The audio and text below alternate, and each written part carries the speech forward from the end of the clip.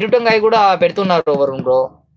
తీసుకుంటే తీసుకొనిలే, చేసుకుంటే చేసుకోనిలే, ఇంటికి డెడ్ బాడీని పంపిస్తున్నాడు కదా అని చెప్పేసి మాటలు కూడా చాలా మంది అయితే పెడుతూ ఉంటారు. తీసుకుంటే తీసుకొని బ్రో అని చెప్పేసి మనము ఎలా అయితే చెప్పగలుగుతాము? ఒంటి పైన ఉండే బంగారం వచ్చేసి వాళ్ళ చిల్డ్రన్స్ ఉంటారు. వాళ్ళ పెళ్లి కాని పాప వాళ్ళు ఉంటారు వాళ్ళ ఇళ్ళల్లో. వాళ్ళకైనా కూడా ఉపయోగపడతాయి. అంతేగాని డబ్బుల విషయంలో తీసుకో, ఒక 20,000 అడుగు, 30,000 అడుగు, 50,000 అడుగు. నేను డెడ్ బాడీని పంపిస్తానని స్వామి, 50,000 ఇవ్వు నాకి. దాంట్లో తప్పే లేదు అసలు. ఎందుకంటే అది ఒక బిజినెస్ కింద అయిపోయింది కాబట్టి. అలాగని చెప్పేసి కాకుండా మనం ఆ పని చేయడం చాలా తప్పు కదా. మంచి రెస్పెక్ట్ వరుణ్ బ్రో. ఇంతకు ముందు నేను కోయేట్కి వచ్చినప్పటి నుంచి నేనైతే చాలా సార్లు అయితే ఫాలో అవుతా ఉన్నాను.